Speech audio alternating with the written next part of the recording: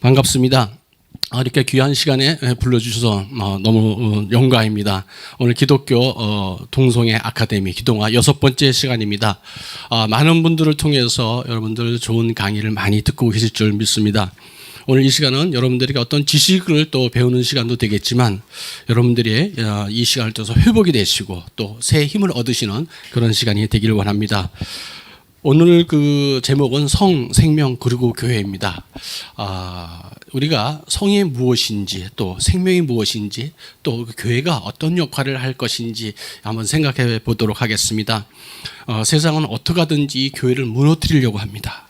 그러면 우리는 이것을 어떻게 극복해야 되는지 한번 생각해 보겠습니다. 먼저 성인이란 무엇인가 한번 생각해 봅니다. 성인의 특징을 보면 성은 생명을 가지고 있습니다. 왜 생명을 갖고 있습니까? 성을 통해서 우리가 생명이 탄생합니다. 또한 성은 어떻게 표현됩니까? 인격적으로 표현돼야만 성이 바로 사용될 수가 있습니다. 왜 그렇습니까? 하나님이 우리를 하나님의 형상대로 만들었고 그러기에 우리는 짐승과 달리 인격을 가지고 있습니다. 그래서 성은 항상 이 인격적으로 표현될 때, 다시 말해서 하나님의 형상으로 하나님의 질서대로 표현될 때 아름다운 열매를 맺을 수가 있습니다. 다시 말해서 창조 질서와 말씀에 따라 살면 우리가 안전하고 또 행복하게 살 수가 있습니다. 우리 잠언에 이런 말이 있습니다. 오직 내 말을 듣는 자는 평안히 살며 재앙의 두려움이 없이 안전하리라. 너무나도 쉬운 건데 하지 말라는 거 하지 않고 또 하라는 것만 하면 하나님께서 잘 이끌어 주신다는 말씀입니다. 두 번째로 우리 생명이 무엇인지 한번 보겠습니다. 이 사진을 보시면은 이제 한 자매님이 사진을 찍고 있습니다. 어릴 때 사진부터 이제 아마 그 임신 초기 같아요. 다음 슬라이드 한번 넘겨주시겠어요? 예. 아이를 이제 출산해서 가슴에 안고 있습니다. 어느 순간도 그 생명이 아닌 때가 없는 그런 이제 그 이 사진이 되겠습니다. 사진이 안 나옵니까? 이제 나왔습니다. 예. 아주 귀한 사진입니다. 이 생명은 처음에 그 모태에 우리가 수정된 그 순간부터 한순간도 생명이 아닌 적이 없습니다. 그래서 하나님께서는 이 처음에 수정된 그 순간부터 생명을 하나님의 형상대로 우리에게 주셨습니다. 작년에 미국의 그 세이브 더 스톡이라는 그 생명운동 단체가 있습니다. 그 단체에서 제가 이렇게 한번 슬라이드 하나씩 넘겼으면 좋겠습니다. 네. 많은 사람을 통해서 설문조사를 해봤어요. 당신은 생명을 언제라고 생각해요? 이렇게 물어봤습니다. 보통 우리가 생명이 이제 끊어진다, 죽음에 이뤘다 했을 때는 어떻습니까? 숨을 안 쉬고 심장이 멎었을 때를 죽음으로 합니다. 그런데 미국의 많은 사람들은 생명의 시작은 그러면 심장이 뛸 때가 아니야? 그래서 한 67%가 심장이 뛸 때를 이제 생명의 시작으로 보고 있었습니다. 요거는 크리스찬과 논거시아 다 합해서 낸 그런 통계입니다. 그러면 생명을 하나님께서는 어떻게 말씀하고 계신가? 이 성경에서는요, 수정된 그 순간부터 생명이라고 말씀하고 계십니다. 모태에서 창조될 때부터 또 그 전에 모태에서 생성되기 전부터 하나님께서 우리를 한 사람 한 사람을 예정하시고 창조하셨습니다. 어떻게 창조하셨습니까? 하나님의 형상대로 만드시고 또 어떻게 남자와 여자로 만드셨습니다. 이게 생명의 시작입니다. 그러면은 생물학자들, 과학자들은 생명을 어떻게 생각하는가 이렇게 또 궁금해서 또 연구한 사람이 있습니다. 우리 생명체라는 것은 첫 번째 단백질을 합성해야 되고요. 또 두 번째로는 자가 이 복제를 할 수 있는 능력을 가졌을 때 생명이라고 합니다.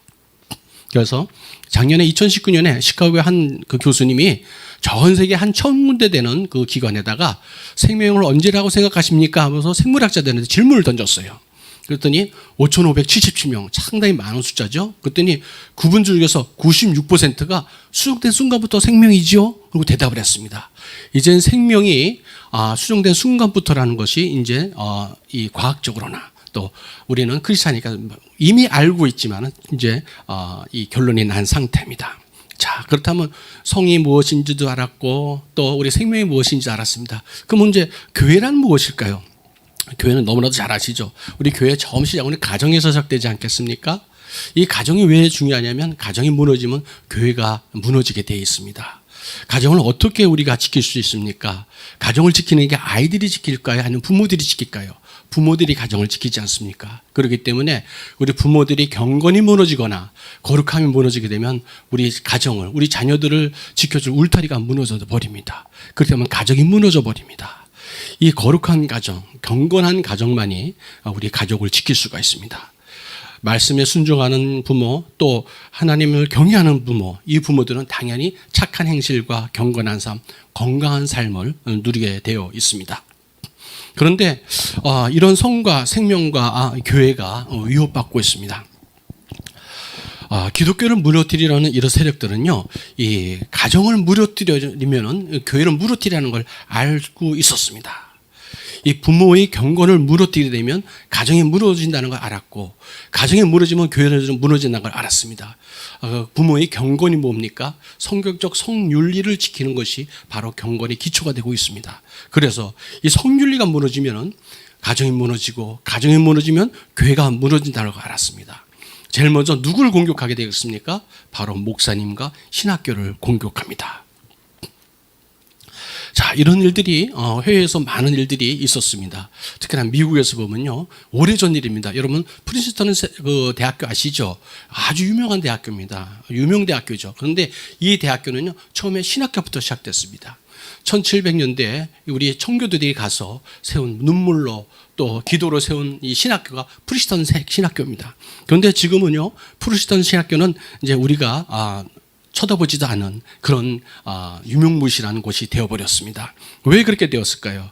그 중에 혼합된 신앙이 이 신학교를 파고들었습니다. 첫 번째, 창조를 부인하는, 창조는 그건 설화나 신화일 뿐이야, 이런 주장을 하는 목사님들이 생기기 시작했어요. 신학교에서 창조에 대해서 이상한 이론을 들여와서 창조는 뭐 그냥 상징적인 것이지, 또 진화가 맞는 것이, 이런 설교를 하고 가르치기 시작했습니다. 그와 함께 아주 중요한 일이 있었는데, 우리 예수님께서 성육신하신 동정녀 말에게 나는 그거를 부인하는 이제 설교를 하고 주장하는 분이 이 프린스턴 대학교의 학장이 됐어요. 그러니까 그 밑에 있던 이제 많은 분들이, 올바른 신앙을 갖고 있는 사람들이 뭐라고 그러겠습니까? 그건 아닙니다 하고 이제 또 이제 충돌이 있었겠죠. 그 중에 유명한 분이 우리 개혁주의 신앙에 이끌어 주신 그 메이천 목사님입니다. 그랬더니 차별금지법이 그때도 있었나 봐요. 너의 그 바른 목소리가 듣기 싫어. 그래가지고 어떤 일을 벌였냐면, 메이천 목사님을 교회 그 목사직을 면직을 시켜버립니다. 그리고 자기들이 이제 그 권력을 차지합니다. 그래서 더 이상 신학교에서 바른 목소리를 못 내게 만들어 버립니다. 이 프린스턴 신학교의 그가 나중에 어떤 이 그룹을 형성하냐면요, 여러분 미국 장로교회라고 아시죠? 이 교단 PCUSA. 이분들이 2011년에 드디어 동성애 목사 안수집사 장로님을 허용을 하게 됩니다.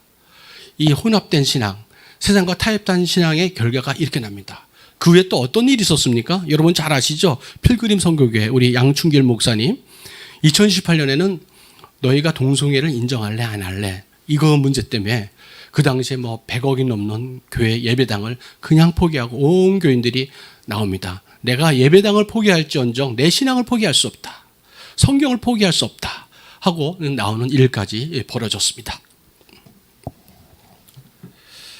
자, 그것뿐만이 아니고 우리나라에서 이런 일이 벌어지고 있습니다. 여러분 잘 아시지만 이 작년 11월 달에 우리 송신대에서 이상훈 교수님을 이렇게 해임하는 그런 있을 수 없는 일이 또 벌어지지 않았습니까?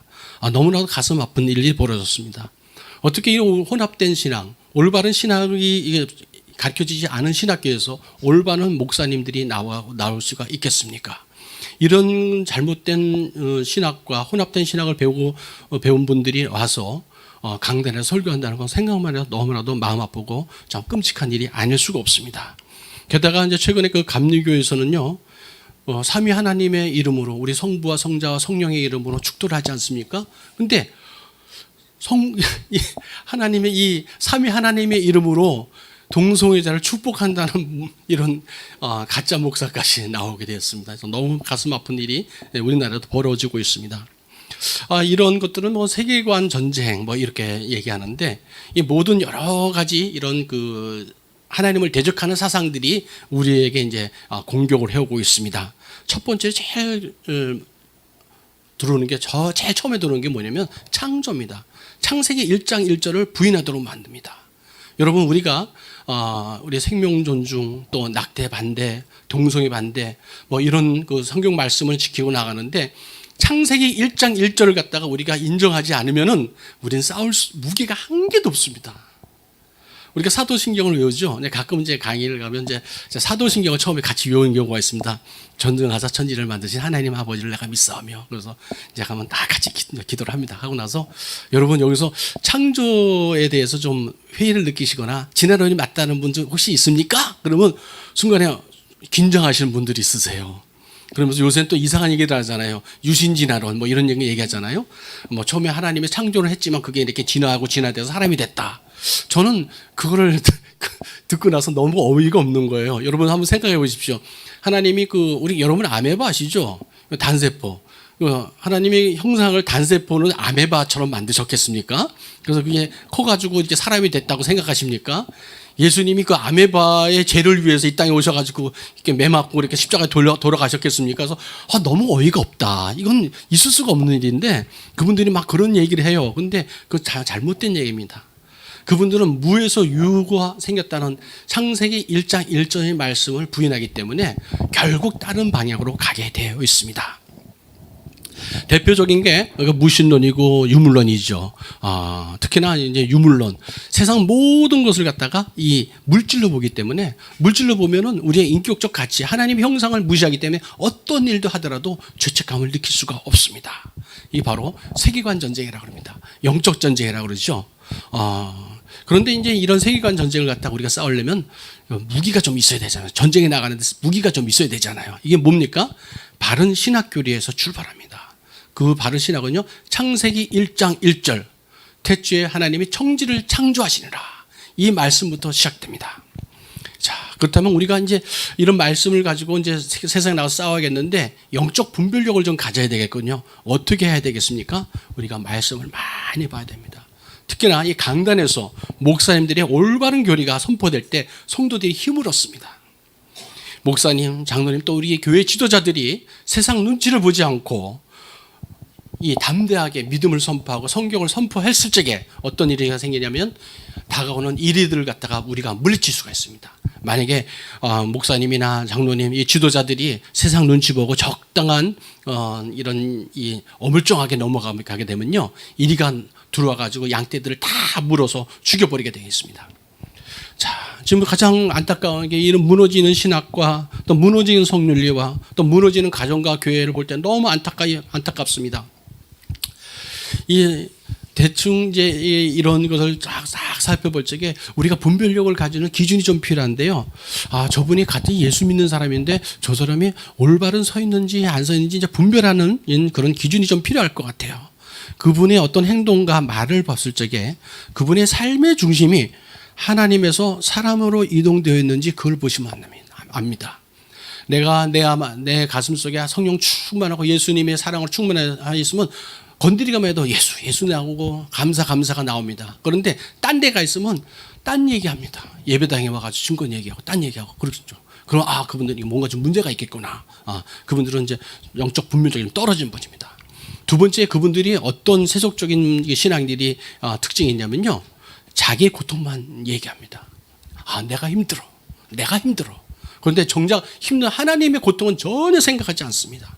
그러면서 하는 얘기가 우리 기독교는 용서와 화합의 이 종교잖아. 그렇기 때문에 화합하고 수용해야 돼. 이런 얘기를 합니다. 하지만 예수님께서 분명히 말씀하십니다. 너희가 화목하되 소금의 맛을 잃지 말고 화목해라 그러십니다. 하나님께서 주신 계명이 두 가지가 있죠. 하나님을 사랑하고 이웃을 사랑하랍니다. 그런데 이웃을 사랑하자, 너무나 맞는 말입니다. 이웃을 사랑해야 됩니다. 그런데 이웃만 사랑하고 하나님을 둘째로 사랑하면 그것은 잘못된 것입니다. 그런데 이런 것들이 바로 혼합신앙인데 우리의 마음을 자꾸 훔쳐갑니다. 이 성경적 세계관에 벗어나 있다는 또 특징을 갖고 있습니다. 말씀드렸듯이 창조를 이분들이 창조에 대한 신앙이 흔들려 있는 분들이에요. 아니야, 내가 창조 잘 모르겠어. 진화론이 맞지 몰라. 이런 분들은요, 자기 신앙을 다시 한번 점검해야 됩니다. 또 예수님이 성육신에 온 걸 갖다가 확실히 알아야 됩니다.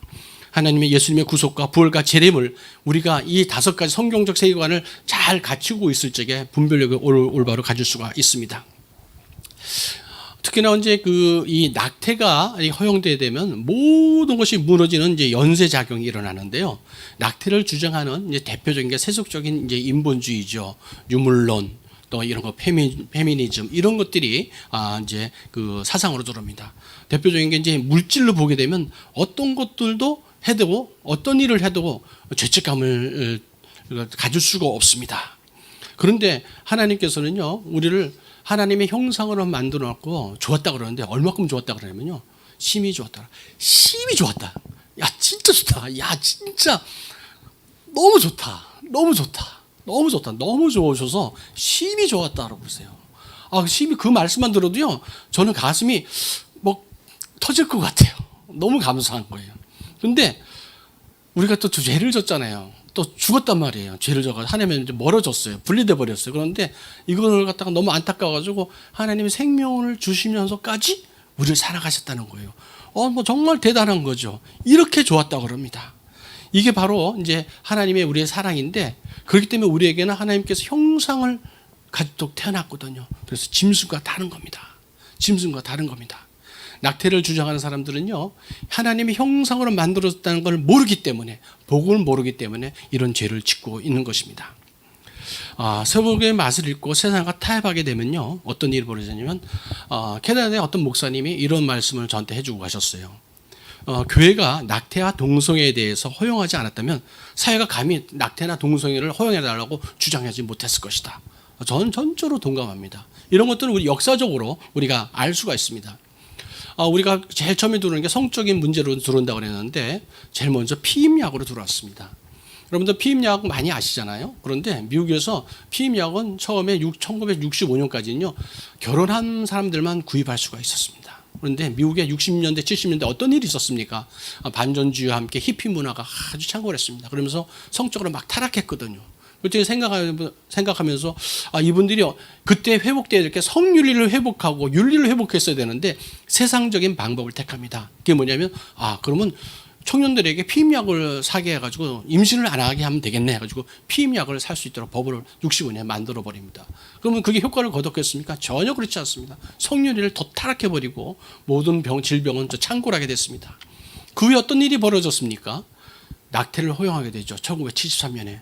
그 후에는 동성애를 허용합니다. 그리고 하나님의 형상으로 만들어진 배아 파괴 연구를 허락하게 됩니다. 최근에는 안락사도 허락했죠. 요까지 간 다음에 이분들이 이제 어떤 걸 또 구상하냐면, 예수 믿는 사람들, 당신들이 옳은 목소리 하는 게 난 너무 듣기 싫어. 내 양심을 너무 찔러. 내가 괴로워 죽겠어. 당신 이걸 좀 막았으면 좋겠는데 어떻게 하면 좋을까 고민하다가 만든 게 바로 차별금지법입니다. 너 이제 나를 그만 괴롭게 해. 너 말하면 내가 너 벌 줄 거야. 그래서 차별금지법이 이제 들어오게 된 이유가 바로 이제 이런 것입니다. 자유주의 신학이 이렇게 들어오는 이제 나라들의 특징이 있습니다. 여러분 이제 영국을 잘 아시잖아요. 영국의 토마스 목사님이 대동강에 우리나라에 복음을 전해주는 나라가 영국입니다. 여러분 잘 아시는 이런 존 낙스 목사님이나 찰스 스펀지 목사님, 로이드 존스 목사님, 또 요한 웨슬러에까지 아주 기라성 같은 훌륭한 믿음의 선진들이 있는 나라가 이 영국이요. 여러분들 가시면 이제 깜짝 놀라실 거예요. 이제 더 이상 기독교 국가가 아닙니다. 작년에 나온 통계하면 8,000개인가 5,000개가 카페와 무슬림 사원으로 바뀌었다고 하더라고요. 그래서 제가 깜짝 놀랐는데, 저도 한번 런던에 갔다가 깜짝 놀랐어요. 교회 예배당 앞에다가 이렇게 무지개 깃발을 꽂아놨더라고요. 그래서 이게 뭔가 좀 이제 깜짝 놀랐는데, 영국이 바로 그런 일이 있었습니다. 1968년에 임신을 24주까지 허용을 합니다. 그 후에 어떤 일이냐면요, 10년 후에 시험관하기가 나왔어요. 시험관하기를 이제 했다고 여러분들 이제 너무 좋아했죠. 우리가 이제 아이를 못 갖는 사람들이 이제 아이를 갖게 됐다. 그런데 이것이 하나님의 법에서 어긋나니까 어떤 일이 벌어지냐면 대리모를 이제 허용하게 됩니다. 대리모는 우리가 기독교적 받아들일 수 없는 것이 대리모입니다. 그 후에 몇 년 지나자마자 이제 배아 파괴 연구를 이제 허용하게 됩니다. 그러다가 2006년 평등법이라는 게 들어옵니다. 평등법이 처음 들어올 때 어떻게 들어오냐면요, 동성애자들이 그래서 먹고 살아야 되는데 고용의 차별은 두지 말아야 되잖아. 거기까지는 너희들은 인정하잖아. 이렇게 슬그머니 들어옵니다. 그때 영국의 우리 교회 지도자들이 어떻게 했냐면 점잖게 성명서 하나 읽었습니다. 이러시면 안 됩니다. 우리의 이 신앙의 그 교리를 갖다가 침범하지 않도록 해주십시오. 그랬더니 정치인들이 뭐라고 그랬을까요? 세상 사람들이 목사님 거기까지 절대 안 갑니다. 그래서 정말 필요한 건 시행령에만 넣고 거기까지 안 가니까 걱정하지 마세요. 그랬더니 받아들였어요. 그때 어떤 일이 벌어졌습니까? 불과 2년 후에 이제 혐오 표현을 갖다 금지하는 좀 더 강력한 이제 평등법이 들어옵니다. 그래서 동성애자들이 자기에 대해서 잘못한 것이다 이런 거 이렇다 얘기하면 나는 혐오 이 표현을 들었기 때문에 내가 기분 나빠. 저 사람을 벌을 줘하면서 좀 더 강력한 게 들어옵니다. 그러다가 완전 2010년 불과 2년 또 지나서는 포괄적인 성적 지향. 내가 동성애 또 그다음에 내가 아침에는 여자였다가 여자였던 남자가 될 수 있다는 그 젠더까지도 다 허용하고 그런 걸 갖다 얘기하면 벌을 주는 이제 포괄적 차별금지법이 영국에 들어오게 됩니다. 그 후에 몇 년 후에는 이제 아기까지 줄 수 있는 안락사를 이제 들어옵니다. 여러분 2006년부터 10년까지 영국에서 불과 4년 만에 이런 것이 들어왔습니다. 단계적으로 들어오는데 영국에 있는 그 목사님들과 교인들이 처음에 강력하게 막아내지 못했던 것입니다. 그런데 우리나라는 좀 다르죠. 우리나라는 처음에 그 차별금지법이 이제 들어와서 지금 8번째인데 지금 14년 동안 잘 막아내고 있습니다. 우리 에스더 기도운동본부 또 이용 교수님 많은 분들이 아주 큰 역할을 하시지 않습니까? 이번에 차별금지법 저는 틀림없이 막을 수 있다고 믿고 있습니다. 자, 그 다음에 요 이제 어떤 그 아주머니가 애를 안고 있었죠. 너무 끔찍합니다. 미국 네브라스카 주에서요 게이 그 커플이 있었는데 자기 아이를 갖고 싶다고 그러면서 막 고민하니까 그 참 가족들이 다 그 사고가 좀 이상하신 분 같아요. 자 여동생이 오빠 그럼 내 남자를 줄게 해가지고 누이 동생이 난자를 줬어요. 그래서 오빠의 정자와 누이 동생이 그 이 난자를 수정시켜 가지고 누가 그걸 갖다가 몸속에 받았냐? 엄마가 받았어요. 아니 여러분 상상을 못 하시겠죠? 오빠의 정자와 누이 동생의 난자를 수정시켜 가지고 이 온누의 엄마가 임신을 한 다음에 이제 아이를 낳았다고 좋다고 이렇게 사진을 찍었습니다. 이런 일을 해서 되겠습니까? 근데 이런 일을 갖다가 허용하고 있다는 게 문제입니다. 여러분들 이 유물론에서 넘어가는 이 페미니즘, 낙태합법화, 동성애합법화, 차별금지법도 안락사까지였죠. 마지막에 뭘로 가는지 아시겠습니까? 뭘로 갈까요? 마약을 허용하게 됩니다. 마약을. 여러분 이미 북유럽에 마약을 허용한 나라들이 있죠. 캐나다 같은 경우는 작년에요 3개 주를 제외하는 다른 나라 그 모든 주에서 이제 마리화나 이 사탕을 사 먹을 수가 있습니다. 요거 한 7불 정도 돼요. 우리나라 한 7조 정도 돼요. 그래가지고 내가 17살이다 그것만 이게 밝혀지면은 사 먹을 수 있어요. 그래서 여러분 혹시라도 요새는 코로나 때 못 가지만 가가지고 뭐 덜컥 그냥 7불짜리 맛있게 생긴 그 사탕이라 사 먹으면요 그 인천공항도로 쪽에 마약 사범으로 걸립니다. 여러분들 이런 일이 벌어집니다. 종국에 가서 이 사람들이 마약까지 갈 겁니다. 우리는 뭐 이제 여러 가지 성적인 타락으로 소아성애라든지 이제 수관이나 여러 가지 이미 옛날 구약 때부터 나온 게 있잖아요. 그런데 이제는 이제 마약으로 가고 있습니다. 이게 이런 그 경사길을 타고 내려가는 겁니다. 성윤리가 파괴됐을 적에 가정이 파괴되고 교회가 제 역할을 못하게 됐을 적에 이런 일이 벌어집니다. 제가 이제 개인적으로 캐나다에 가가지고 이제 좀 아는 분들도 있고 또 이제 이렇게 접할 기회가 됐는데. 캐나다가요 동성애를 갖다 49대 51로 이렇게 넘겨줬습니다. 지금도요 49에 해당되는 신실한 크리스찬들이 눈물로 기도하고 있습니다. 그래서 어떻게 하든지 캐나다의 교회를 회복시키려고 하는데 참 힘듭니다. 그래서 우리는 이런 일이 다시 벌어지지 않도록 우리가 이런 기회를 통해서 다시 한번 이제 신앙을 지키고 교회를 바로 세워야겠습니다. 이런 세속주의에 물든 그 신학들은요, 그 신학교에서 이제 처음 시작됐다고 이제 말씀을 드렸는데, 이 낙태가 대표적인 것 같아요. 아까 이제 1965년도에 히피 문화와 함께 그 피임약을 허용했다고 그랬잖아요. 바로 그때 왜 그런 일이 벌어졌느냐? 왜 청교도들이 그 신약을 찾아서 목숨을 걸고 넘어온 그 땅에서 왜 이런 일이 벌어졌을까? 해서 너무 궁금해서 이제 연구를 하게 됐습니다. 그러다가 놀라운 걸 좀 많이 발견했어요. 60, 70년대 요때 말이에요. 지금도 이제 그 미국에서 남침례교가 큰 이제 교단을 이루고 있습니다. 이 교단의 교단장과 신학교 학장이 혼합주의 신앙에 물들어 있었습니다. 자유주의 신학에 물들어 있었습니다. 그러면서 하는 얘기가 뭐냐면 관용. 우리가 화목하자. 우리 용서하고 같이 어울리자. 인간의 고통을 좀 생각해 줘야 된다. 이러니까 자연적으로 낙태를 허용하게 된 겁니다. 아이 갖고 그런 어렵게 애 키우는데 너무 불쌍하지 않나? 응?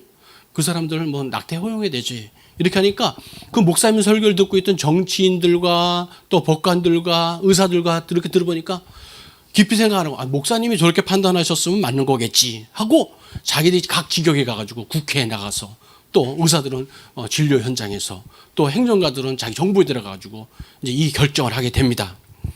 이게 바로 로데웨이드 사건이라고 이제 판결로 이제 나오게 됩니다. 로데웨이드 판결이 뭐냐면요, 1973년에 로마 맥코비라는 그 여성이 임신을 합니다. 그래서 낙태를 하러 가는데 의사 선생님이 낙태를 허용을 안 해줘요. 그때 당시에는 이 낙태는 이 임신한 그 여성이 그 의학적으로 생명이 상당히 위험할 때, 그럴 때만 이제 인정을 해줬거든요. 그랬더니 못하겠다 그랬더니 이제 소송을 겁니다. 그래서 결국 가가지고는 이제 이분이 이제 낙태 허용까지 이제 받아내게 되는데, 어떻게 받아냈느냐? 그때 이제 급진적인 페미니스트 변호사, 여자 변호사가 둘이 따라 붙습니다. 이 노마 맥코비 여사한테 가서 네가 이렇게 얘기를 해서 말을 맞춰줘요. 무슨 말이냐? 네가 몇 사람에게 이게 강간을 당했다고 이렇게 거짓말을 해라. 그런 거짓말을 합니다. 그래가지고 이제 이런 판결을 받아내요. 근데 그 판결을 받아가지고 어떤 일이 벌어집니까? 47년 동안요, 5,800만 명이라는 생명이 죽어갑니다. 근데 놀라운 일이 또 벌어졌어요. 노마 맥코비 여사가 예수님을 만났네요. 예수님을 만나면 어떻게 됩니까? 죄를 깨닫게 되잖아요. 그 순간 이제 이분이 이제 고백을 한 거예요. 실은 내가 그 페미니스트 2명의 그 여자 변호사가 나한테 가지고 거짓말을 이렇게 시켰다. 그러니까 판결을 좀 되돌려 나왔더니 미국 대법관들이 그거는 이미 지난 일이다. 그럴 수가 없다. 그래가지고 안타깝게 이제 몇 년 전에 이분 하늘나라 가셨습니다. 그래서 하나님 앞에 정말 우리 정직해야 되고요. 이 신앙이 무너지면 이런 일들이 계속 무너집니다. 그런데 지금 이제 우리나라에서 이런 일이 계속 벌어지고 있어요. 여러분 아시겠죠? 2015년에 이 간통죄가 위헌 판결이 났잖아요. 그래서 제가 그러면 어떻게 하냐? 그랬더니 만약에 이제 어떤 그 남자가 자기 집에 이 정부를 들여서 이렇게 집안에서 이제 간통을 하고 있었는데 부인이 봤다. 그러면 죄가 안 되는 거예요. 그래서 그럼 죄가 안 되면 어떻게 해요? 그랬더니 그거는 주거 침입죄가 해당된다는 거예요. 그래서 깜짝 놀라서 그럼 이 도대체 뭔가, 어떻게 이런 걸 대법관들이 이렇게 했을까? 그랬더니 제가 찾아봤더니 이정미 재판관과 이 안창호 이 두 분만 이거는 없애면 안 된다고 반대 의견을 냈더라고요. 근데 몇 년 안 있어가지고요, 이제 4년밖에 안 지났잖아요. 외국하고 비슷하게 지나가는 거예요. 불과 4년 만에 우리 낙태 불합치 판결이 작년 4월 11일 날 났습니다. 7대2로. 근데 그것뿐만 아니라요, 금년에 또 어떤 일이 있었냐면요, 착가법 만드는 이제 변호사들이라는 이제 단체가 있나 봐요. 한 200분 변호사님들이 모이겠는데, 여러 가지 이제 그 생각을 가지신 분들이, 사상을 가지신 분들이 다 모여 있는 단체인가 봐요. 거기서 안락사 의사들이 독극물을 줘서 죽을 수 있도록 하는 법이 필요하지 않겠냐, 이런 주장을 했어요. 가지고 제가 깜짝 놀랐어요. 어떻게 이럴 수가 있을까? 너무나도 영국에서 벌어지는 우리나라에서 벌어지는 똑같잖아요. 그리고 급속하게 이루어지는 걸 봤습니다. 우리나라에서 이제 낙태가 이루어지는 그 건수를 보니까요, 2005년에는 34만 건 정도 된대요. 근데 이것도 정확한 건 아니고 그보다 더 많을 거예요. 그래서 한 5년 정도 지나니까 16만 건으로 줄었대요. 그래서 반으로 줄었네. 그래가지고 보니까 한 8년 만에 또 5만 건을 줄었대요. 그래서 저는 진짜 이게 맞는 거라면 저처럼 이렇게 생명운동 하는 사람들은 이제 앞으로 할 일이 없어지겠구나, 이렇게 생각할 수가 있겠죠. 그런데 그렇지 않죠. 2018년에 산부인과 의사에서 하루에 한 3,000건 정도 이루어집니다 하고 얘기를 했어요. 정말 대단히 많은 그 태아들이 죽어가고 있죠. 이분들이 정말 낙태를 시술을 하거나 또는 낙태라는 여성들이나 또 모르는 분들이 이 낙태가 생명을 죽이라는 것만 한 번만 눈으로만 보기만 해도 그렇게 하지는 못할 거예요. 여러분 이제 그 언플랜드라는 영화를 갖다가 여러분 많이 들어보셨을 거예요. 여기 이제 실화인데 그 이 에비 존슨이라는 그 이 여성이 있습니다. 이분이 크리스찬이긴 하지만은 낙태 시술소에 가서 이제 아이들을 낙태를 이제 상담해서 성공시키는데 이분이 8년 동안 2만 건을 성공시킵니다. 엄청난 숫자죠. 근데 어느 한순간 자기가 낙태 시술하는 것을 봤습니다. 그리고 이것이 생명을 죽이는 거구나 하는 걸 알게 됐어요. 그 순간 이분이 회심을 하고 이제 그 낙태를 하는 일을 그만두게 됩니다. 여러분 정말 이 낙태라는 거 다 생명을 죽이는 걸 알게 되겠지만 이 영상 잠깐만 보겠습니다. 한 1분짜리인데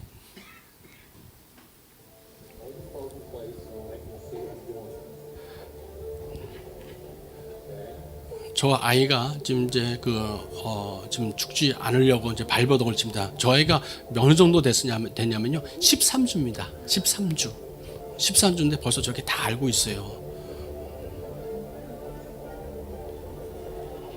이제 저 여자 주인공이고 요분은 산부인과 의사인데요. 실제적으로 약 한 4만 건의 그 낙태를 시술한 분인데 저분이 직접 저게 촬영에 응해 주셨어요. 저 장면을 찍는데 7분의 목사님이 옆에서 기도하시면서 찍었다고 그러더라고요.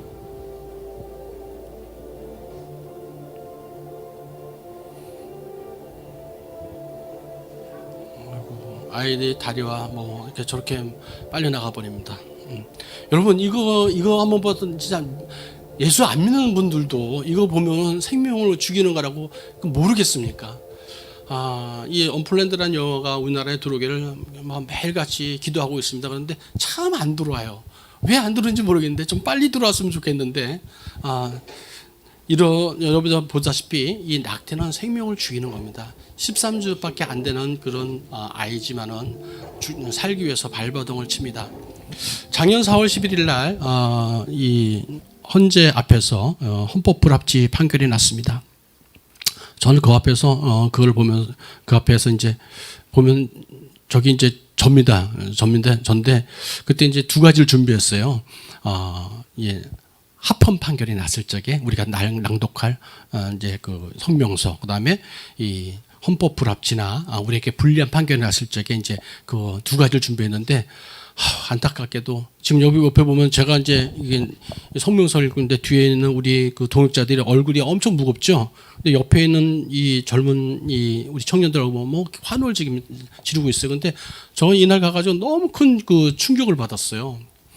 뭐라고 적혀있냐면 그동안 이제 제가 이제 이런 토론회나 많이 갔는데 뭐 이제 그 아주 그 젊은 대학생 정도 되는 그런 그 이 자매들이 입에 마스크에다가 X적 표시 이렇게 해가지고 이제 이렇게 편말을 들고 서 있습니다. 나는 뭐 섹스할 자유가 있다.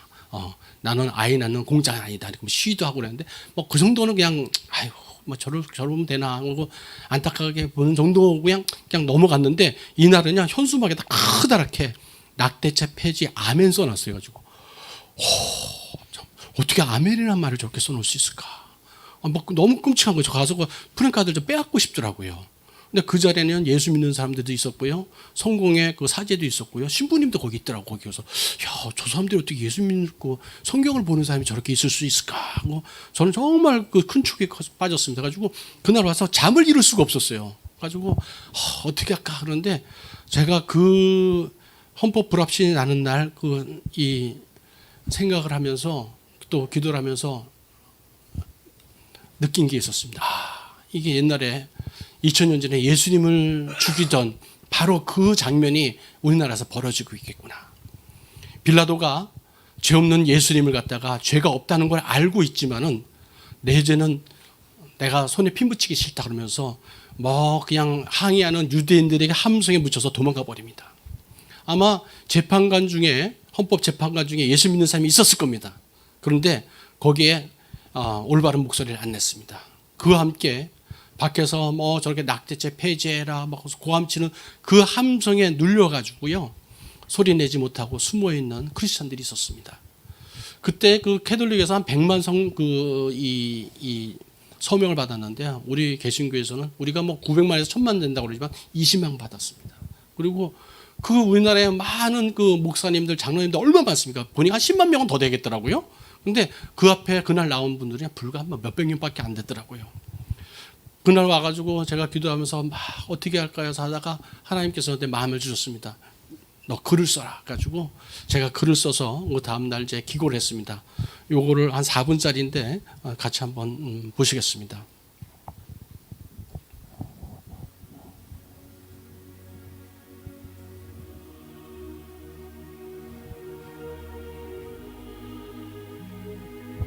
볼륨을 조금 키워줬어야 됩니다.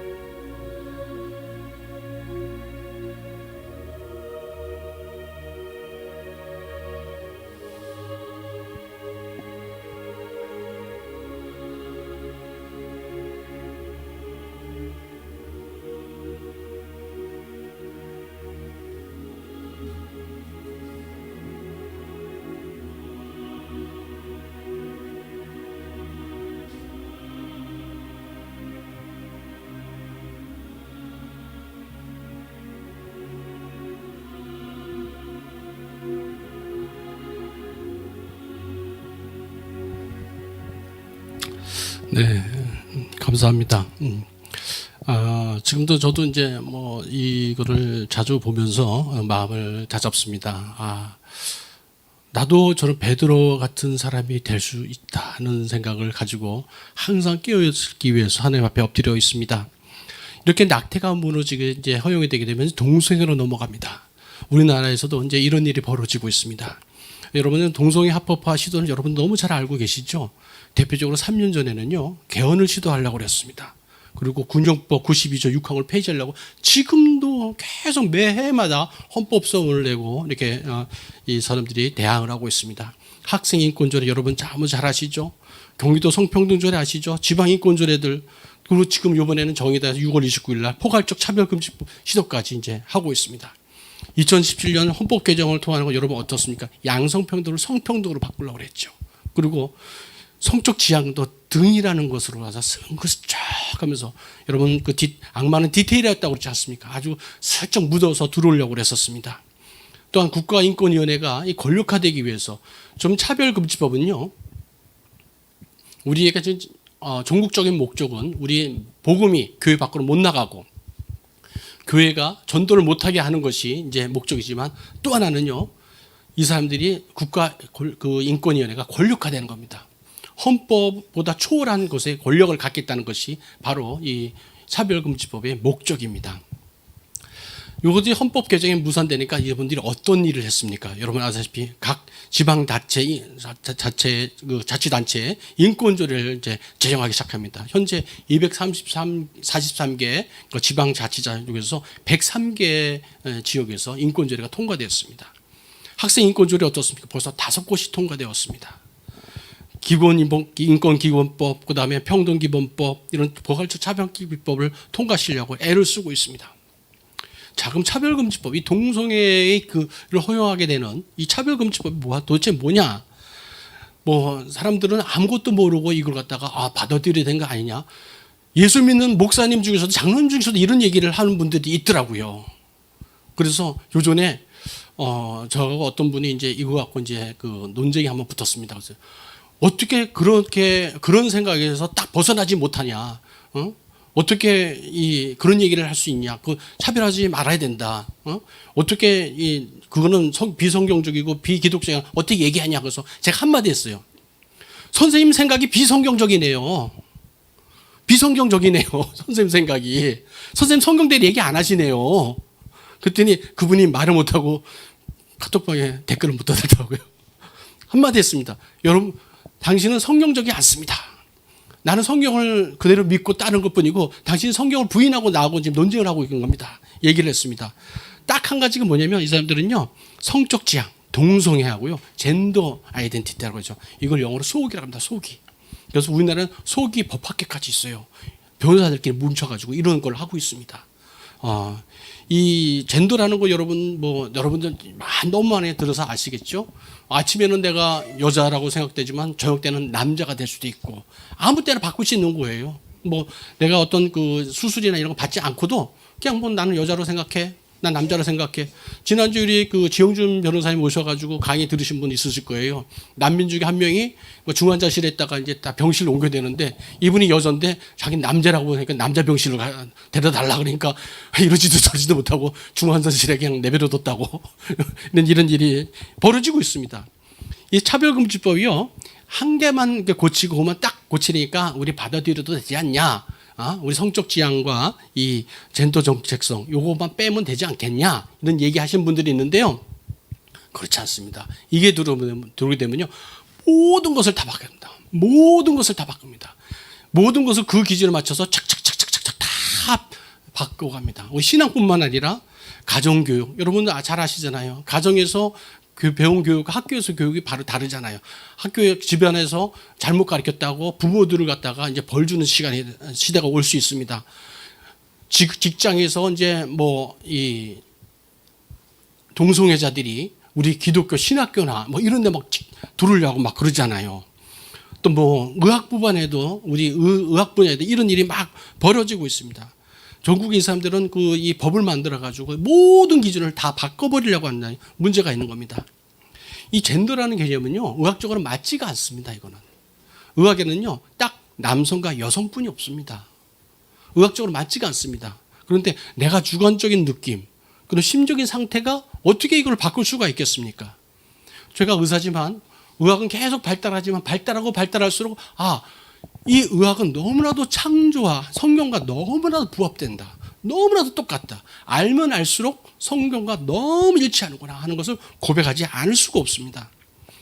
우리가 하나님의 형상대로 창조되었잖아요. 그런데 하나님이 남자와 여자로 창조했는데 우리 남자의 모든 몸에는요. XY라는 염색체가 있습니다. 여성에는 XX가 있어요. 머리카락에도 있고 내 뺨에도 있고 피부 모든 곳에 다 모든 세포가 다 따로 이 염색체를 따로 갖고 있어요.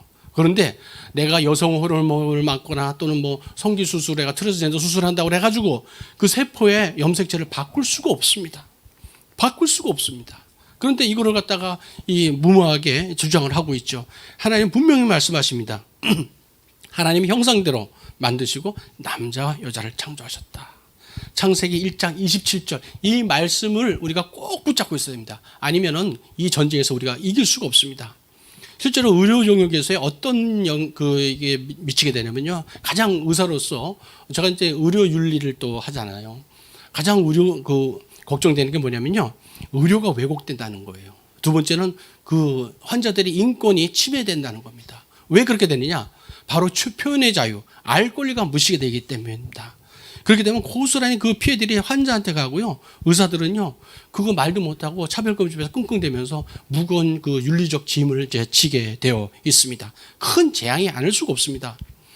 이 정치가 이제 이런 의술을 이제 이렇게 압박하고 위협하면 되지가 않습니다.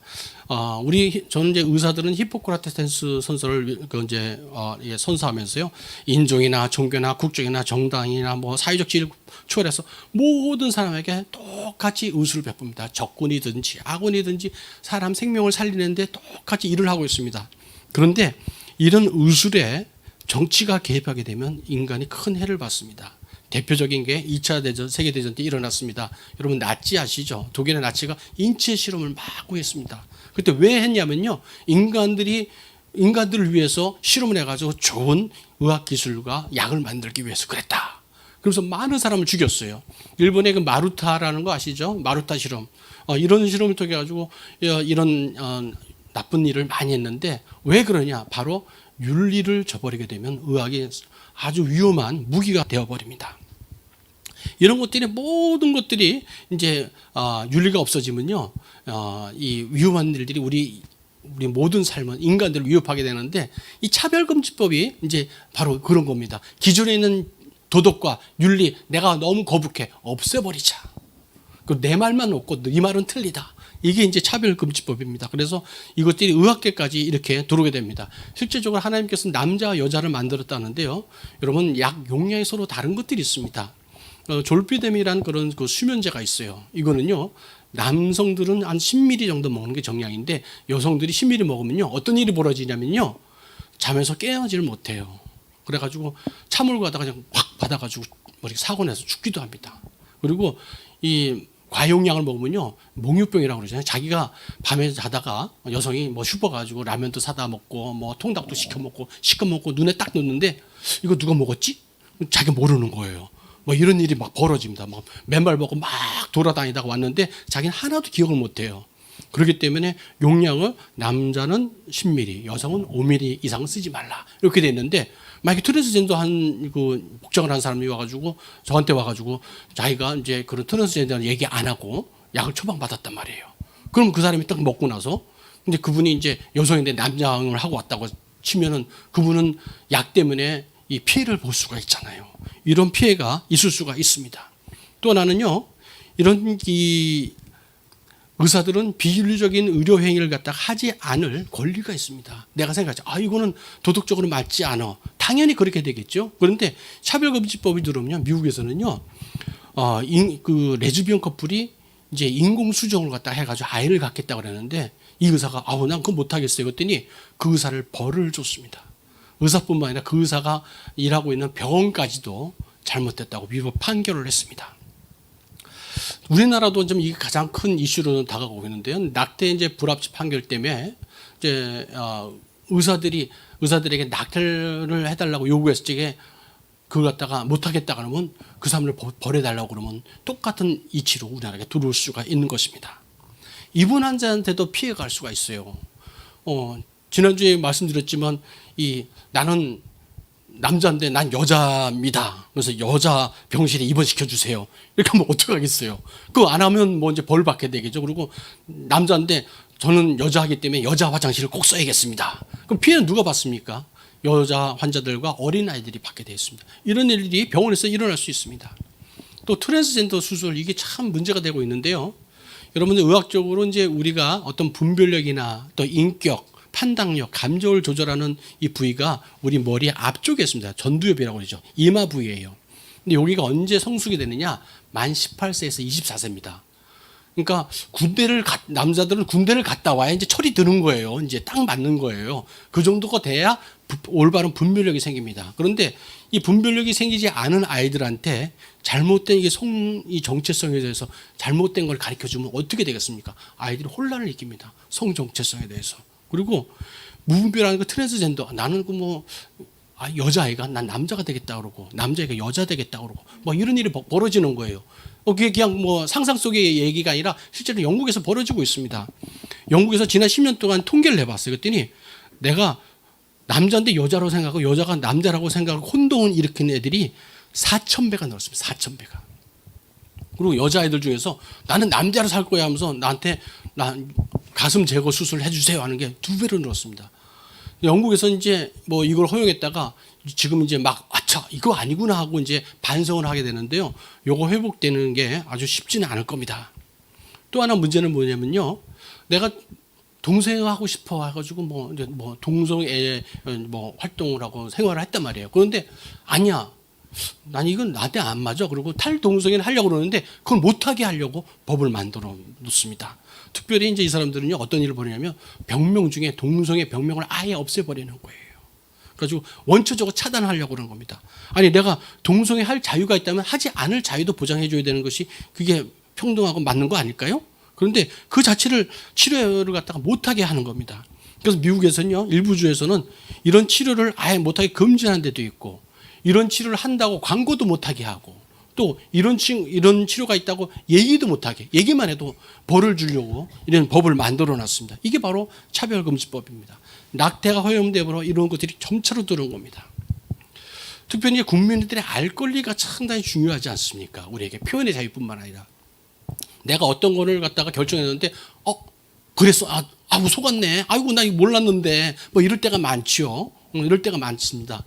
왜냐하면 윤리적으로요 충분한 그 정보를 듣고 내가 판단한 그 기회가 없는데 판단한 건요 윤리적으로 옳지가 않습니다. 그런데 이미 많은 의학적인 데이터나 통계나 나온 이 논문이나 이런 걸 통해서요 트랜스젠더 동성성애가 위험하다는 것이 많이 통계가 나와 있고 우리도 알 수가 있습니다. 그런데 이거를 얘기 못하게 하는 겁니다. 특별히 이제 그 트랜스젠더 수술은요, 이미 자기의 성기를 갖다가 이제 없애버리잖아요. 근데 그걸 다시 회복할 수 있을까요? 한 번 없애면 어떻게 고칠 수가 없는 겁니다. 특히나 성형 수술이 그렇잖아요. 코를 높인다든가 쌍꺼풀을 갖다가 이렇게 했는데 쌍꺼풀을 했다가 이거 지우고 싶어서 지운다고 되나요? 절대 안 되죠. 2번, 3번 이제 손 댄 사람들은 더 안 좋아집니다. 한 번 하면 돌이킬 수가 없는 비가역적인 일이기 때문에 그 전에 충분하게 설명을 해주고 너 이거 했을 때 이렇게 될 수가 이렇게 되니까 이걸 충분히 생각해봐라 가지고 숙려 기간을 줘야 되는데 그걸 갖다가 못하게 할 수 있습니다. 이름으로 해가지고 환자들이 특히나 우리 사람들이 피해를 볼 수가 있는 것입니다. 그뿐만 아니라 성병이 창궐하게 돼요. 2019년에 우리 그 에이즈 환자, 그 HIV 환자 중에서 48%가 매독을 같이 갖고 있었어요. 근데 이런 것들을 알려줘야지 이런 걸 안 하잖아요. 알려줘야 안 하는데 이런 거를 이제 말을 못하게 합니다. 특별히 여러분 잘 아시다시피 2011년에 인권보도주치라는 게 있죠. 그래서 언론에서 이런 걸 얘기하면 너 그런 거 하지 마. 그래서 압력을 줍니다. 그래서 위축 효과를 해가지고 이런 기사를 막 못 쓰게 하잖아요. 이런 그 정보 제공이 더 압박이 받게 되면요. 결국 어떤 에이즈나 성병이나 이런 부작용이 계속 발전하게 됩니다. 그뿐만 아니라 정신질환도요. 이 차별금지법이 도입된 나라에서 이제 점점 많아지고 있는 거예요. 어떤 게 있느냐. 스웨덴에서 한 30년 동안 성전환 수술 환자를 갖다가 이렇게 통계를 해봤어요. 그랬더니 자살률과 또 이혼율, 자살 시도, 정신병 이런 것들이 훨씬 더 높다는 통계가 30년 동안의 통계를 동안 딱 나왔습니다. 코호트라는 게 뭐냐? 전체를 다 파악하는 코호트 이제 이 검사라고 연구를 하고 그러거든요. 했더니 30년 결과가 이미 나온 거예요. 아무리 좋다고 생각되지만 이미 결과가 그렇게 나왔는데 이거를 갖다 알지 못하도록 말하지 못하도록 막는 게 이제 차별금지법이 되겠죠. 그렇다면 우리가 교회가 어떤 이제 활동을 해야 되겠습니까? 자, 바로 이제 우리는 이제 신앙과 삶이 일치하는 삶을 살아야겠습니다. 여러분 이제 물고기는요, 죽은 물고기는 물에 떠내려갑니다. 요새도 마찬가지죠. 어떤 고난이 찾아왔을 적에 하나님을 의지하고 정신 바짝 차려서 내가 그 자리에서 할 수 있는 최선을 다하는 사람이 있는가 하면 아이고 못하러 그렇게 살아 그냥 좀 편하게 살고 그냥 그렇지. 그래가지고 뭐 어떤 분은 요새 예배를 칼이라고 표현하는 분도 있더라고요. 그래서 정말 그 칼에 제 가슴을 찔렸습니다. 진짜 살아있는 물고기는요 물살을 거슬러 올라갑니다. 여러분 좁은 문이 좀 편한 겁니까? 그렇지 않습니다. 좁습니다. 힘듭니다. 예수님이 영문 밖에 나가셨죠? 영문 밖에 어떤 데인지 아십니까? 쓰레기장입니다. 다 쓰레기장 버리고 아주 치욕적인 장소가 영문 밖이에요.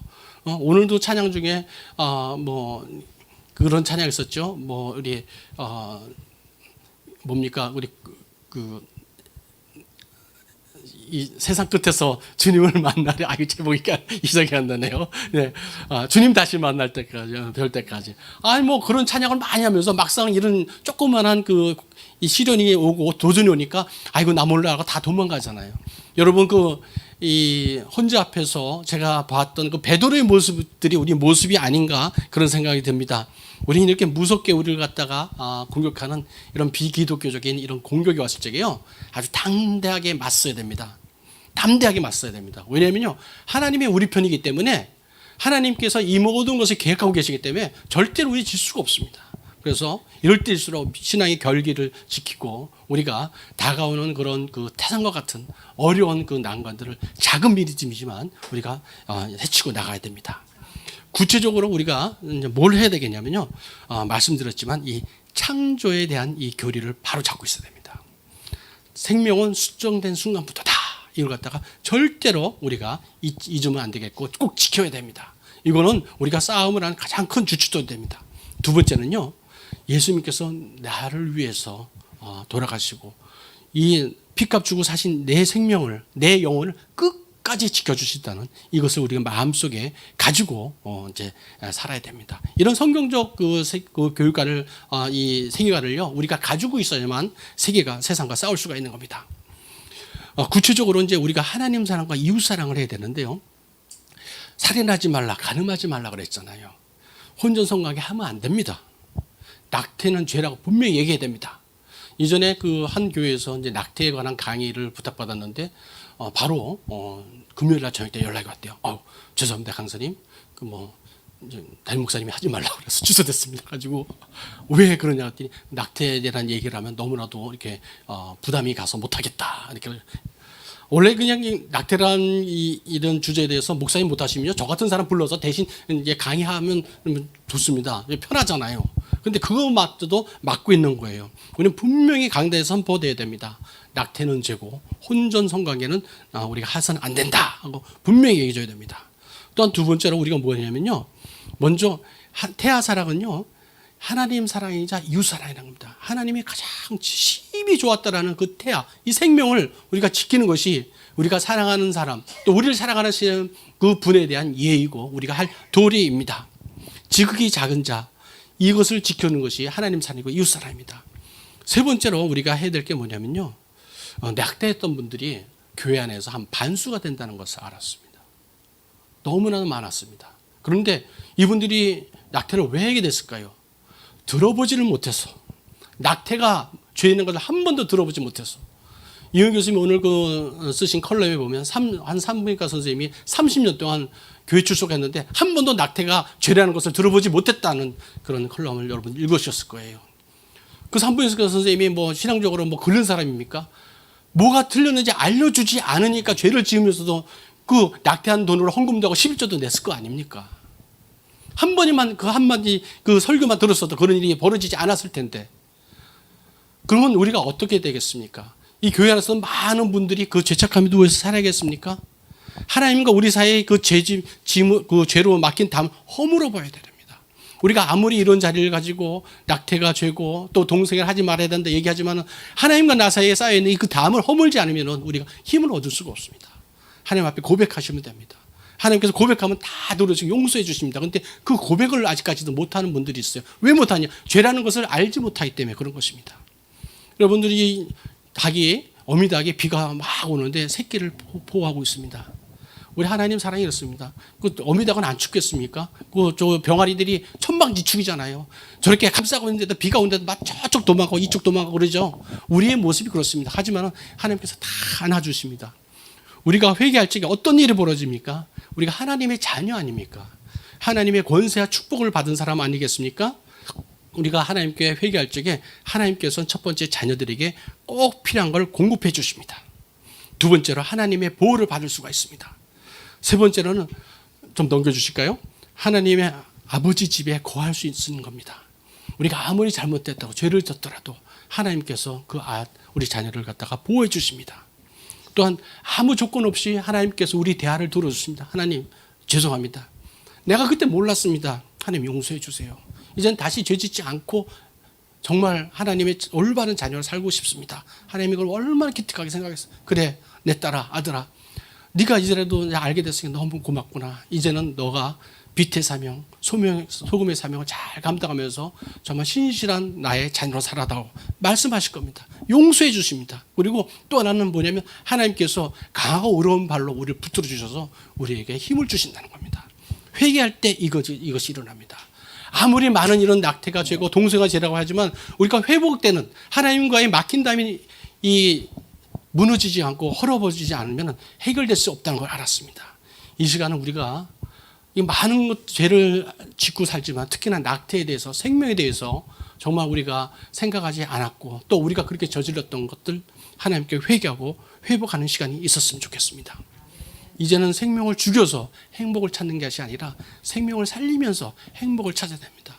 지금 이 장면들은 이제 국회에서 지금도 매주 수요일마다 매일같이 생명을 살리기 위해서 이렇게 나가서 이렇게 알리는 우리 성도들이 있습니다. 여러분 우리 침묵은 이제 암묵적 동조라고 그랬습니다. 이제는 우리가 그래서 저분 계속 다 피켓 들고 나가라는 건 아닙니다. 그냥 내 자신이 잘 지키고 나의 자녀들에게 잘 지키고 내 가정을 잘 지키면 우리 교회가 지켜질 줄 믿습니다. 금년 1월 달에요. 이제 11월 달에 뭐 미국 대선이 있었죠. 대선이 있죠. 트럼프가요. 그 생명대행진 와가지고요. 저런 연설을 하는 거 봤습니다.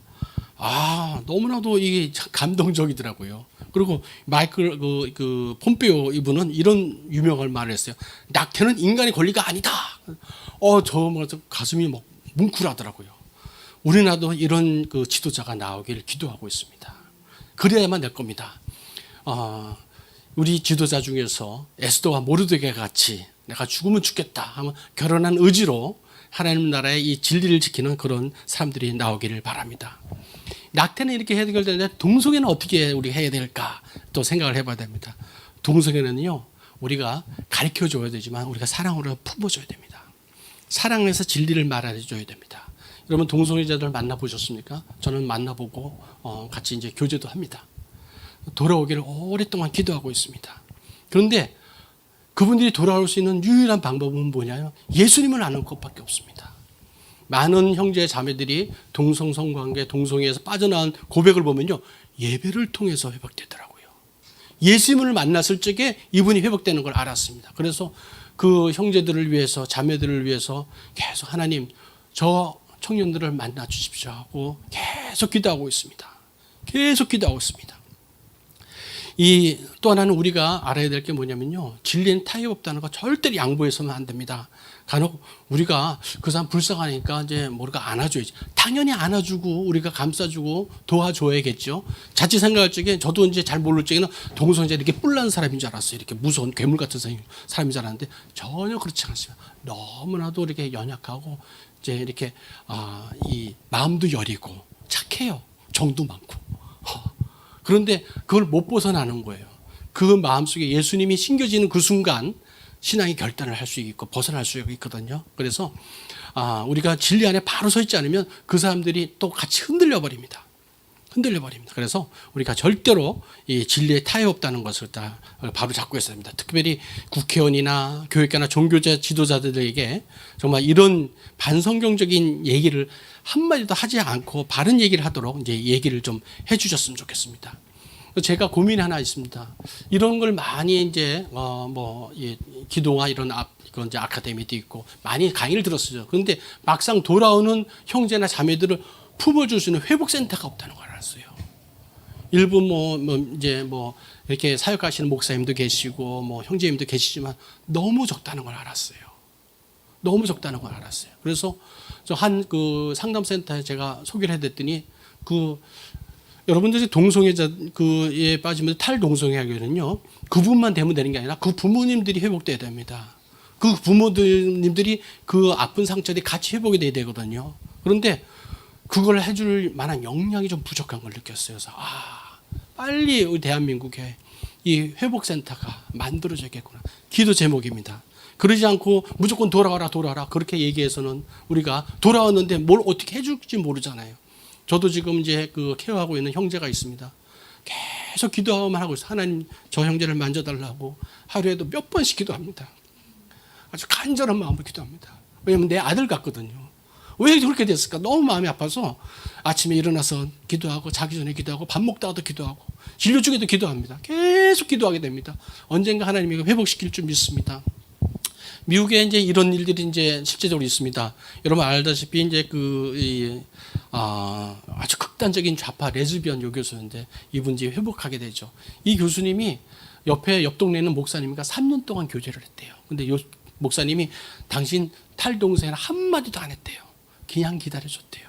말씀만 전했대요. 그래서 이제 제가 이 책을 읽고 깨달았습니다. 기다려줘야 되는구나. 급하지 말아야 되구나. 우리가 급하게 한순간에 사도 바울처럼 팍 해가지고 저 탈동성애가 새 사람 됐어요. 얼마나 좋겠어요. 근데 그런 일이 벌어지진 않아요. 오랫동안 기다려야 됩니다. 오랫동안 기다리면서 그 사람들을 위해서 기도해주고 그 마음을 예수님께서 만져주시기를 우리가 오랫동안 기다려야 됩니다. 마지막으로 이제 동성애뿐만 아니라 차별금지법을 어떻게 막아야 되느냐 한번 마지막으로 생각해 봅니다. 이 성이라는 것이 가정과 교회를 이제 위협하는 게 마지막 종착역 중에 하나가 차별금지법인데 보통 한 4단계 정도로 이제 두르고 있습니다. 첫 번째 단계는 집회 장세를 통제합니다. 실제 우리가 겪고 있죠? 코로나 때문에. 이거 저는 이해가 못해서 왜 우리가 사과를 해야 되는지 모르겠어요. 코로나 갔다가 자기들이 정부가 잘못해가지고 우리가 예배를 방해받고 구역 예배도 제대로 못 드리고 성경 공부도 제대로 못 드리고 화가 나 죽겠는데 우리가 사과를 받아야 되는데 그래서 우리가 잘못했다고 그러니까 저는 그게 화가 나 죽겠어요. 그래가지고 이런 첫 단계는요 장수를 통제합니다. 두 번째는요 설교 내용을 통제하려고 하는 겁니다. 이미 중국 교회에서 이런 일이 벌어지고 있죠. 세 번째는 전도를 못하게 할 거예요. 영국에서 캐나다에서 노상 전도하다가 수갑에 채워가지고 막 끌려가는 게 목사님들 보셨죠.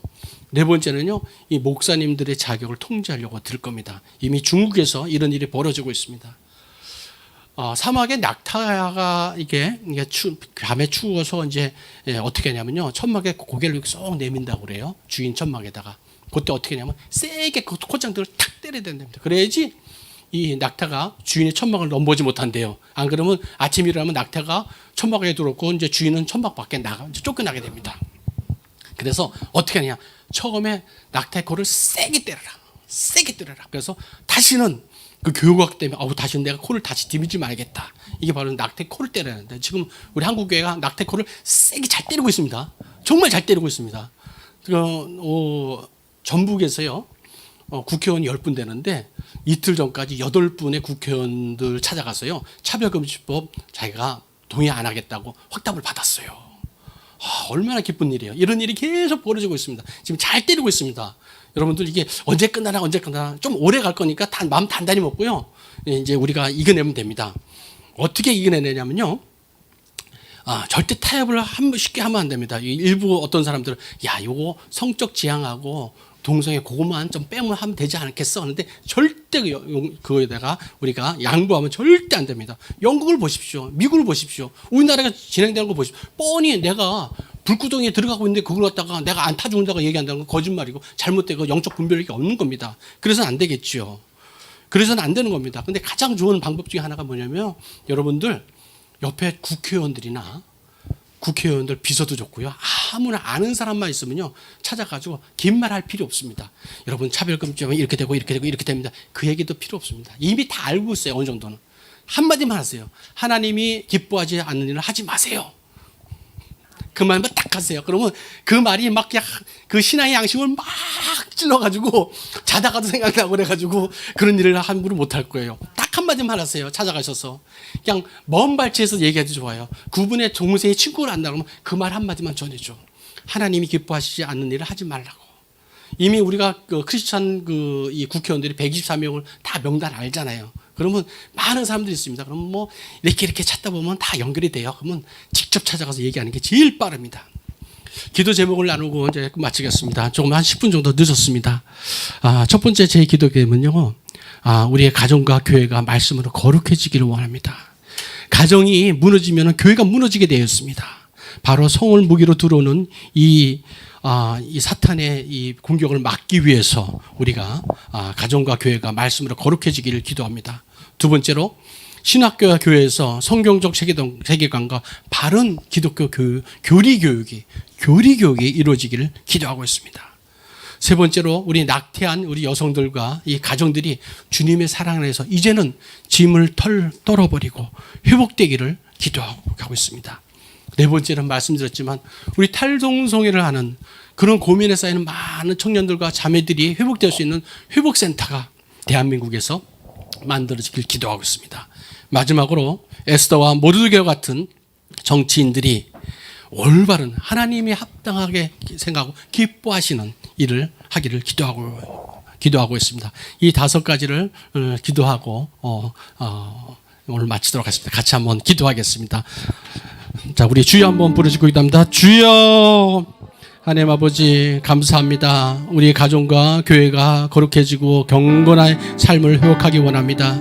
하나님 아버지 신학교에서 올바른 교리가 선포되고 강단에서 올바른 말씀이 선포되기를 원합니다.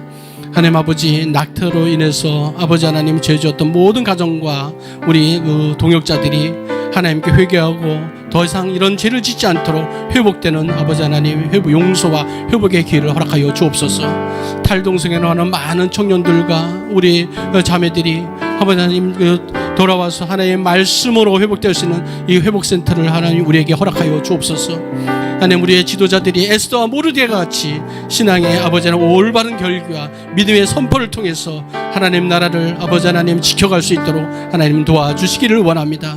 하나님 저희들이 작은 믿음이지만 하나님이 이 어려운 싸움을 잘 이기고 하나님 앞에 섰을 적에 너희가 작은 믿음으로 큰 싸움을 잘 이겨낸다라고 하나님께 칭찬받는 그런 자녀들이 될 수 있도록 하나님 축복하여 주시고 성령을 우리를 붙잡아 주시고 승리하도록 이끌어 주시옵소서. 이 대한민국 주님께서 지켜주시고 조교를 지켜주시고 무너진 북한교회를 우리가 세울 수 있도록 도와주시고 무너진 열방교회를 우리가 세울 수 있도록 우리를 사용하여 주시옵소서. 이 모든 말씀 예수님 이름으로 기도드립니다. 아멘.